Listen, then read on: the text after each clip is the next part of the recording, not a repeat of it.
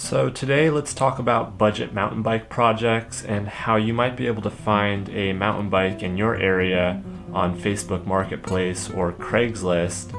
It might be in really rough shape, but you could take that mountain bike and turn it into a very nice mountain bike just by doing some repairs and minor upgrades to it. I'm going to show you how I did it in my area and show you how successful you could be at finding a project like the one that I did. I found a Diamondback Overdrive 29er, which is a very nice cross-country bike with modern geometry. Now, there were some parts missing on this bike, but you'll just have to keep watching to see what I did to actually get this thing up and running. And I hope you enjoy. Let's get started.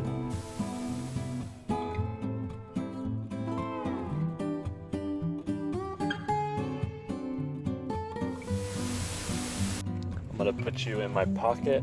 Do a little sneaky action here. So I'm meeting him at a Publix, driving right now to meet up with him, see what it's all about. Bicycle, you're a serious bicyclist. Yeah. How are you? I'm John. John, nice to meet you. Yeah, I'm I know a little. Build mountain bikes and into the whole deal, or shop, or what? Yeah, I build them, and sometimes I sell them, sometimes I just keep them. So I'll probably just keep this one for myself. It's a toss-up whether it's fixed or not. It's Yeah, I mean it's quite a bit of things.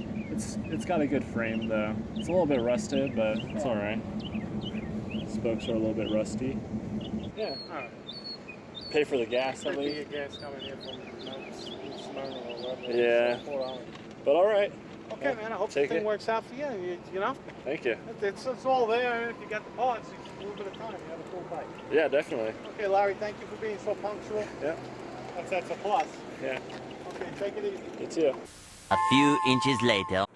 So this bike right here is a new project that I picked up, and it's going to be an example of budget bikes that you're able to purchase around town. I purchased this off of Facebook Marketplace for about $50, and it's a really nice bike and has most of the components that I need to make it run again. So I'm actually going to cheat the system a bit. This is going to turn into a single speed because that's the most simple way of getting a bike up and running in this condition. So I'm going to show you around the bike and tell you what it needs, and we'll show you the replacement parts that I'll be using on it. But this is the Diamondback Overdrive 29er, and it's one of the newer models, so you can see that this frame is curved on the top tube, which means that it's one of the recent models. The older Overdrive had a straight top tube.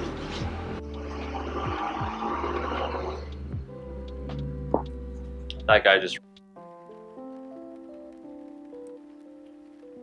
So this is the Diamondback Overdrive, and it is the newer frame style. This one I think is a 2015 or 2016, I'm not 100% positive, but I could tell that it's not the newest frame style because it doesn't have the metal badging on the front, but it has the same frame as the newest frame style. So I'm getting a lot of good stuff out of the bike, and that's why I purchased it, because I saw the potential. So it has all of the components aside from brakes and the shifting levers, but I have a seat and I have bars for it, so it shouldn't be hard to get it back together. Like I said, it's a 29er, so I'm actually pretty happy because I haven't ridden a 29er in a while. And this particular model and frame geometry is pretty nice. I would say that it's going to hold up for a while. This entire bike is pretty modern as far as what the components are on it, and the only thing that is wrong with it, well, there's a lot of stuff that's wrong with it, but looks like they blew off the derailleur, and the hanger looks to be bent. So I'll have to dive into this and see what I could do about it. Maybe I could bend it back to get it running with a single speed tensioner. But aside from that, it looks like it's in pretty good shape, and What it needs is a new crank set, because I don't know if I'll be able to affix a single speed drivetrain to this with just a 1x chainring up front. I might be able to. It looks like these, I can't tell if they are riveted or if they are Allen or bolts on there, but need a 1x chainring up front, and luckily I have the kit to make this a single speed in the back. So that'll be the first part of the project, is turning this back wheel into a single speed wheel and then getting a seat and bars on it. Let's get started with that. I'll show you the parts that I'm going to be using. I can't stress enough how important it is to save all the parts from your previous bike builds. This one is a DMR Chain Tensioner, pretty much the most important part of this build. I just utilized the stock square taper cranks on this build. I removed these old mismatching pedals and put on some new ones as well. And then I also used a single speed cog kit from Amazon. Like I said before, hoarding your parts is really important if you want to continue building bikes and you enjoy tinkering. So the first thing that I had to do was remove that broken derailleur. It was really tricky and eventually I got it off, but I didn't use this tool. I just used a standard Allen wrench. And then from there I moved on to the crankset. I was going to replace the bottom bracket completely, but I decided to just stay with the original crankset because it worked and I was able to put a new chainring on there. And another very important piece to this puzzle was adding the single cog in the back, so I had to remove the cassette and replace it with spacers and a single geared cog. This means removing the cassette, and this also means having the right tools. That is, again, one of the most important parts to this whole process, is having proper tools for this job. A decent bike mechanic toolbox really only consists of about 10 tools, so if you have those 10 tools, you're able to work on bikes and disassemble them and put them back together without having to worry about bringing it into a shop. So if you want to learn more about that, just let me know and I could do a video on bike mechanic tools to have. There are a ton of other resources out there for this, so I'm kind of the last stop. But if you are interested in learning about that from my perspective, then just let me know.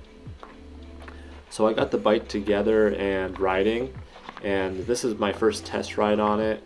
Now I realized immediately that the fork was seized up, and luckily for me I had a replacement fork from an old 29er, which I switched out pretty quickly and it rode very nicely once I switched it out.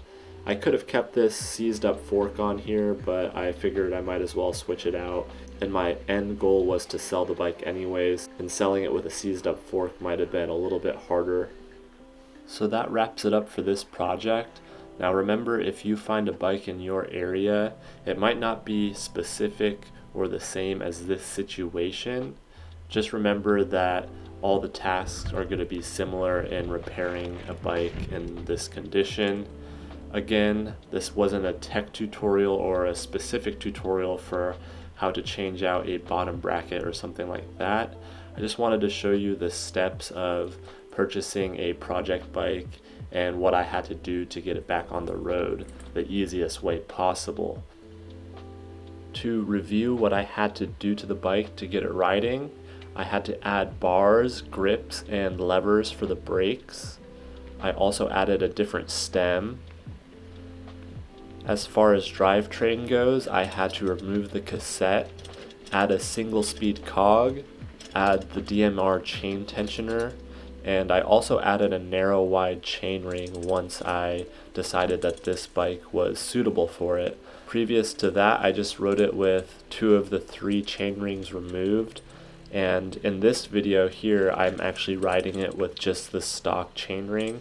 It did work on the trail, but I had to keep the chain really tensioned and you could still hear it rattling around a little bit, but I did end up upgrading to a narrow wide chainring before I sold the bike, so I think that's really important too. But that's it for this project. I hope you enjoyed it. Now let's cut to the end of the video and I will wrap up my thoughts about this.